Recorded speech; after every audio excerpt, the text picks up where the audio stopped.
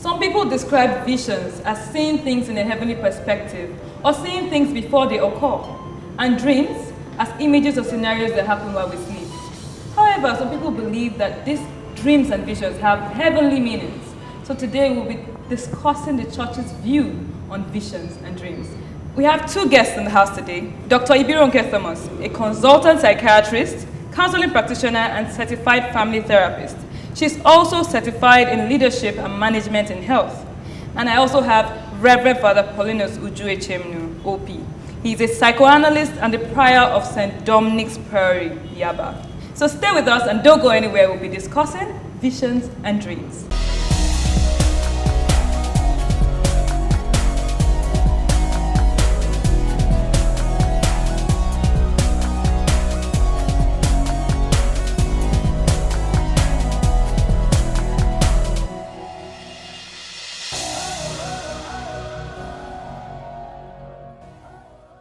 Welcome back to another exciting episode of Catholic Faith Forum. I'm May, and today we shall be discussing visions and dreams and the church's view on both of them. What are dreams?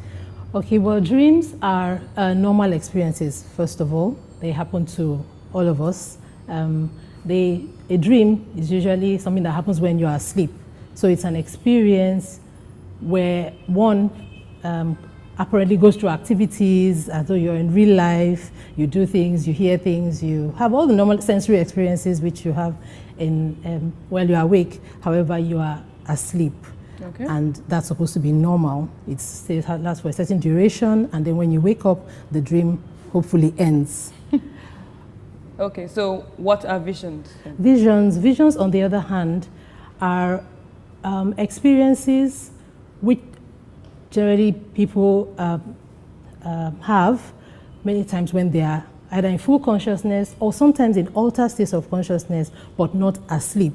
So for somebody to say had a vision, usually when they are a bit alert, and then they see things, hear things, feel things, okay, or have experiences such as apparitions and things which can be interpreted in different ways, depending on situation, depending on what the content is.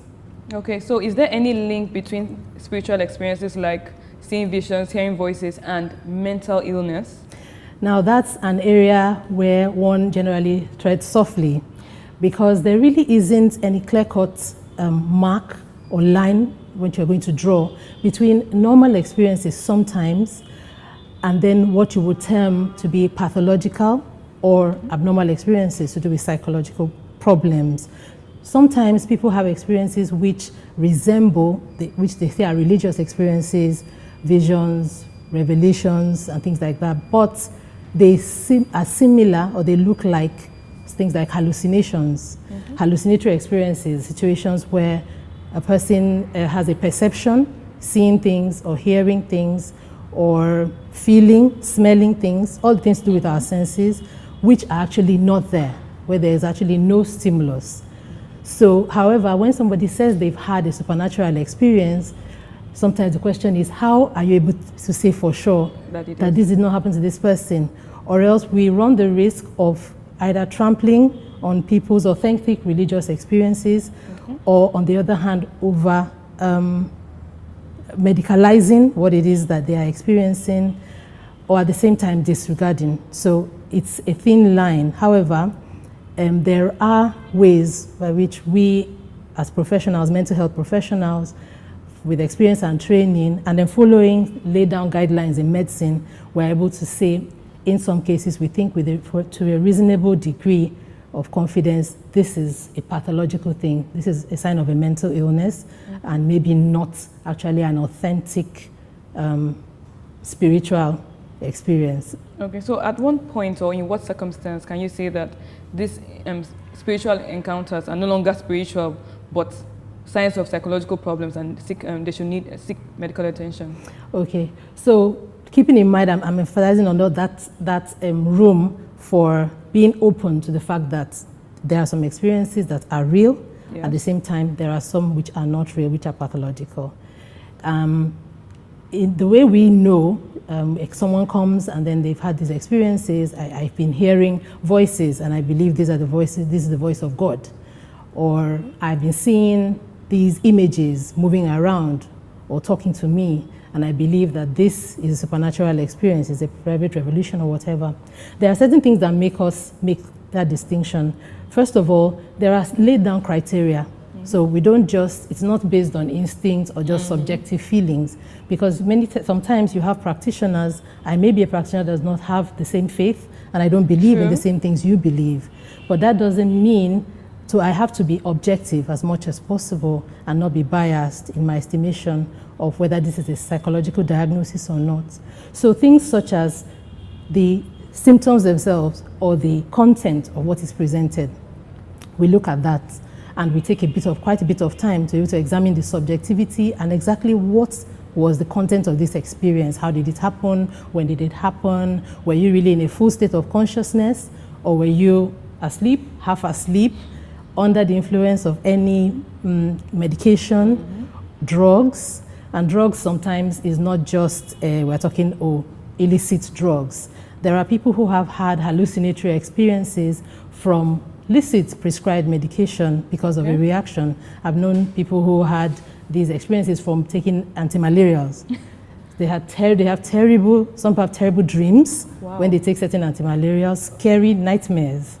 And some people actually hallucinate in clear consciousness. So we want to look at that. We want to look at the transience. Generally, we expect a normal religious experience to happen, and then it ends. And then you're back to reality and you integrate properly with reality. But where it's pathological is where it now subsumes and overwhelms the person to the extent that even their normal reality gets distorted, and they are no more in connection with reality. Intensity, a religious experience that is also not in keeping with the cultural background, because there are some cultures and traditions in which certain things are normal. And if I don't know that, I will term it mental illness. Meanwhile, everybody in that locality has that same belief or that experience.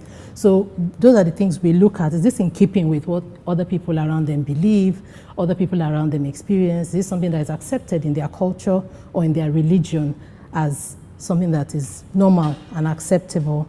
And then impairment of functioning is something else we look at. Generally, when something is pathological, is an illness, it begins to impact on the functioning of the person.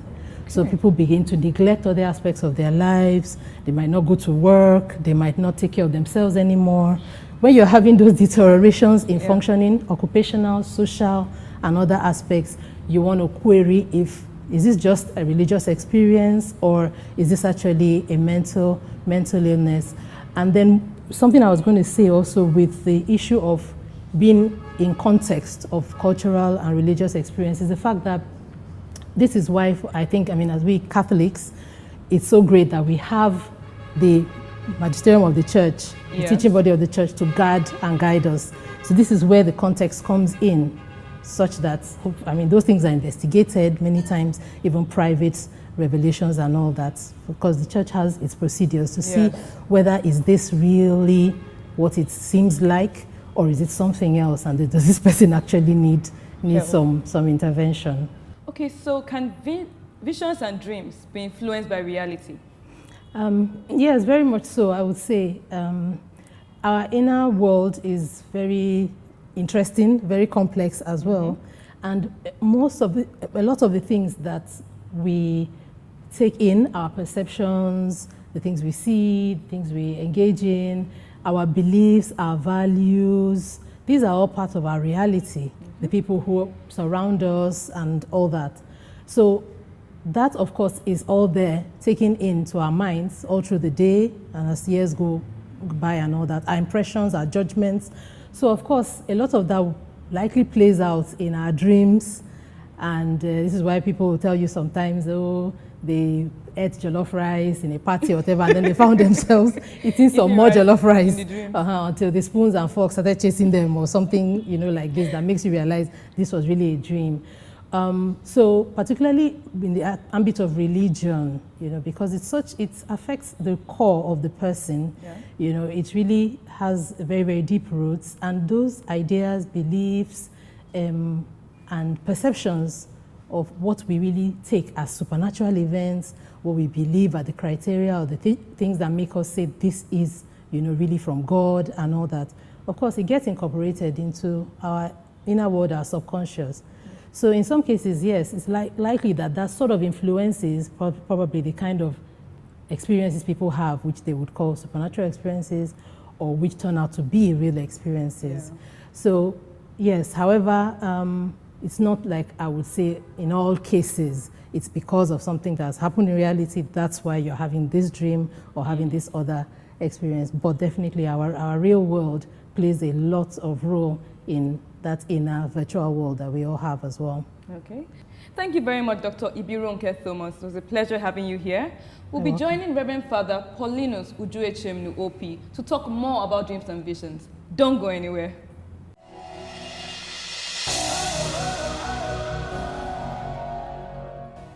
So, Father. Thank you. Welcome. We're happy to have you here. Thank you very much. I'm sure you're going to dish it out left, right, center. Well, it depends on the questions you ask. We're asking all the questions, so get ready. Go ahead. Okay, Father, let's start from the basics. Okay. What are dreams? Yeah. Thank you very much. Dreams, I think, dreams are common human phenomena. Okay. Common. I use the word common because I believe everyone dreams. I'm yet to see somebody who will tell me that he or she does not dream. So I say it's common human phenomena. But some people don't dream as regularly as others. But they dream all the same. Not as regularly, yes, but they dream all the same. Noted. So it's a common human phenomenon that may have, that is psychological in origin, okay? And may have philosophical, spiritual, moral implications. And dreams usually occur to us when we are sleeping, of course. Okay. And it's essentially visual in nature. Dreams are essentially visual in nature. So that's all about dreams. Okay, I was just saying that dreams come to us in two broad ways. Okay. The natural way and the supernatural way. Of course, the supernatural way, we give it to God, give it to angels, and give to demons. Okay? And then the natural way can be by way of our physiological makeup, okay? By way of our senses, by way of the faculties of the mind. Talk about imagination and memory, by way of emotions, okay? By way of ambition, by way of relationship, social dimension to that relationship, by way of motivation and desires. When all these things are not fulfilled, you can dream about them, even when they are fulfilled. And basically, dreams are about the future. Yeah? That's why people want to use dreams to foretell what is going to happen to them in future. So this is about dreams. They come to us basically in two ways. That I mentioned the supernatural, which is God. God talks to us. That's when they talk about the divine implication of dreams. You now talk about visions. You talk about apparitions. He didn't mention that one. Apparitions and visions. They have two different, they are different, you know. Okay, so what's the difference between dreams and visions and apparitions? The difference between dreams, like I said, visions has basically divine touch in them. Okay. And they can occur anywhere, okay? But apparitions have location and they have figures attached to them, unlike visions. Vision can also be induced. Dreams can also be induced psychologically. When there is psychology, that's what we call altered state of consciousness. And through what we call again hypnosis, it can induce dreams. So these are the ways dreams come to us. Okay, can an overactive imagination influence the way a person dreams? Yeah, imagination and memory has always been described like a tape recorder. You get it? Yes. It's like those faculties of the mind, I call them, that sifts out the data we have throughout the whole day, whatever, and they place it out to us when we are sleeping. That's the role of imagination and memory in dreams and visions. Okay. So does God still give visions to people today? The difference is that when the divine is involved, it doesn't happen all the time. It's not like dreams. Dreams can happen all the time. Dreams, like I said, the natural way dream comes to physiological ways, and some illnesses have been diagnosed to cause dreams, like malaria, for instance. I have a popular dream, now that I'm very hungry now. If I happen to go to bed I'll find myself in a very large hall with all kinds of dishes eating there. Okay? So my own interpretation there will mean that I am hungry, because each time I wake up, my stomach will report to me that there's nothing in it. So I go and look for food to eat. So that's the thing. So these ones are called, dreams occur all the time, more frequent than visions. Visions have divine import and moral and spiritual implications. Okay, we have a lot of modern day self-acclaimed prophets, ministers who claim to have one vision or another. How can we tell when a vision is actually genuinely from God and not from God? That is why the church is cautioning us. For the church, there is no encyclical on dreams, so to speak, but it's all about caution. Why is the church cautioning us? Because of what you just mentioned. There are so many people there who claim to interpret dreams, who claim to see vision, who claim to have apparitions. The best thing to do, the church tells us, is walk with the magisterium. Okay? Walk with the magisterium. Don't listen to yourself. Listen to the church. Walk with the magisterium and then with expert theologians. So that when people come to me privately and say all kinds of things about dreams, I say, go out and see your spiritual director. For instance, begin with that. Begin with the church. Listen to the church. Don't walk alone. Otherwise, you end up being confused. So the church doesn't want us to get confused. And like I said before, there's no cyclical known to me that based on dreams. But again, it's a matter of pedagogy, a matter of caution for the people of God, so they don't enter psychologically, be involved with what we call anxiety disorder. Because not all dreams come from God. Okay. You have the natural dimension to dreams. Not all dreams come from. So if you spend your energy running around trying to interpret and trying to look at people who say they interpret dreams, you are going to end up confused. So you listen to the church, you go to the magisterium, and the church, of course, has its own mechanism of designing all these things. Beginning with your pastors, where you are. Okay, can you give us some examples of instances in the Bible where God was able to guide his people using dreams and visions? The very first, we are New Testament people, the very first chapter, 2 chapters of Matthew is about dreams. Incarnation, for instance. Joseph was contemplating divorcing Mary. What happened? And then he got a dream. Yes, he got a dream. And the flight to and from Egypt was because of a warning. Dream. The warning. Dream. So these are cases of that. Okay. So is it possible for the devil or Satan to actually influence people using dreams? Absolutely. I mentioned in the supernatural dimension of dreams. I mentioned God, mentioned angels, and mentioned demons. Demons are the fallen angels. Satan can induce dreams. And he does do that. That is why, again, that is where the caution will come in. The church wants us so that we will face experts will help us to discern whether it is the will of God. Some people say one of the ways to discern whether it is the will of God is to allow that dream to occur more than once. Okay. Let's say 3 times. And if you're able to remember all the data, then take that dream seriously. Okay, so that's how you can tell if a dream is... From your own point of view. But again, you have to look at listen to the church, and the magisterium will decide. But in terms of apparition and visions, that is why the church is very reluctant to proclaim immediately that something is right with the claims of apparition. There's always a delay. There is always the mechanism to be able to discern whether this is truly coming from God. One of those mechanisms is the one I just mentioned. Repeatedly go back and see again whether the dream is in consonance with the word of God and grace, salvific grace of God. Okay, can you list out certain ways a person can actually discern if a dream is just based on the reality and what's happening around them, or if it's actually a message from God? Yeah, one of the ways, generally, like the natural dimension of dream is illusionary. It can deceive you. So one of the ways is to, like I mentioned before, is to make sure that you can remember details of these dreams if it occurs again 2 or 3 times. One is remembrance. all the details. When somebody says he's a visionary, he has this kind of vision, the church asks, tell us what you have seen. And the church will record it.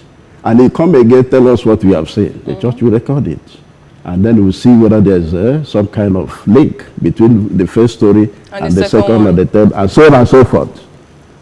That's how to decide the veracity of that dream. Veracity is the key word here, the truthfulness and the sincerity of it. Okay, thank you very much for that. But we'll have to take a break here to go to the streets to find out people's opinions on visions and dreams.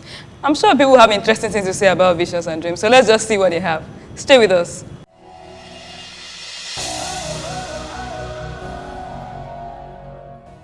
Does God speak to us through dreams and visions? Definitely.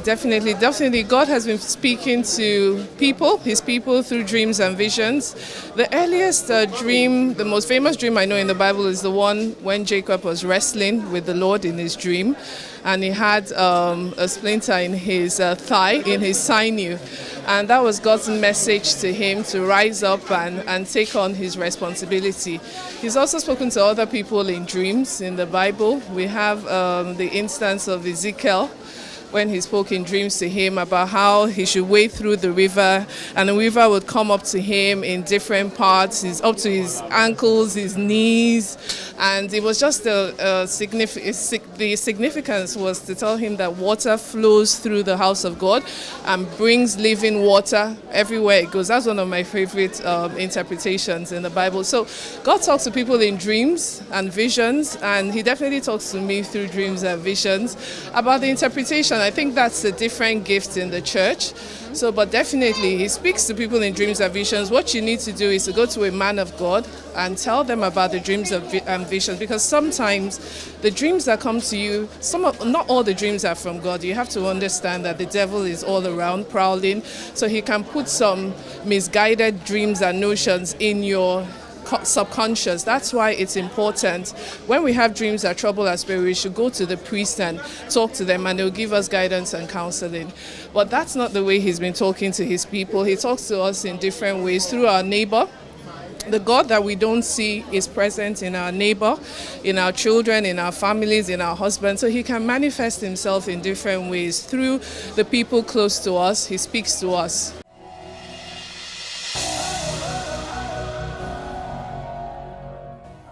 Welcome back. There you have it. Visions and dreams, people's opinions. Interesting. So you know that visions and dreams sometimes come from the right source and sometimes they can come from the wrong source. So Father, can you just give an advice to people on how they should handle visions and dreams when they come to them? Okay. Since this thing is very much personal, okay? Yes. And interpretation of dreams is very obscure. There's no full interpretation. It can move from one place to the other. So since it's a personal thing, I would say pray over your dreams. That's what I tell people. Pray over it. Don't act immediately. Pray over it. If you're a Christian, pray over the dreams. And rely more on the grace and mercy of God. Providence of God can provide, because dreams are mainly essentially about future prediction. People like dreams to predict what is going to happen. So base it more, rely more, don't rely on those dreams per se, but rely more on the grace and providence of God. And God will supply. So if the dream is coming from God, nobody will doubt that. It's all for you to interpret it yourself. Yes. Okay? So we are not doubting that people have authentic, like I said, dreams come to us supernaturally, whether from the devil or from the angels or from God. Supernaturally. So that's the way it is. It comes from us supernaturally. So we are not going to doubt that, like what Wittgenstein, the philosopher of language, said, Ludwig Wittgenstein. So when it comes to mystical experiences, and one of the mystical experiences we are talking about will be dreams or visions or apparitions, okay? When it comes to mystical experiences, don't affirm, don't deny. Holy silence is the best. Because this thing is about an individual. Yes. Individual's own phenomenological experience, no more, no less. So, but the thing is, don't rely on that because of the consequences, one of which is anxiety disorder, one of which is hallucination. Another one will be losing faith in God. Because if you rely on it, you'll be talking about horoscopes and mediums and the rest of them. Yes. And then you ask yourself, where is your faith? Where is the import of the word of God in your life? So don't rely on it. Rely on the providence of God. Rely on the word of God. And if there is confusion, don't act alone. Go to the church and listen to the church. Okay, thank you very much, Father. There you have it. God speaks to us through different means. Sometimes he uses visions and dreams. So as he said, go to the church, speak to people, and find out if these dreams are just dreams, or these visions are just visions, or if they actually have a deeper meaning. Thank you for being with us today. This is Catholic Faith Forum as always, and I'm sure you've had an exciting time, because I definitely had a lot of clarifications and questions. And if you have further questions, hit us up on our social media platforms at CFFONTV across the channels, and also subscribe to our YouTube channel, Dominican Media Presents, for past episodes of the show, for information, everything. Just stay connected, and trust me, you have an amazing time. Till next time, keep being saints in jeans and shirts.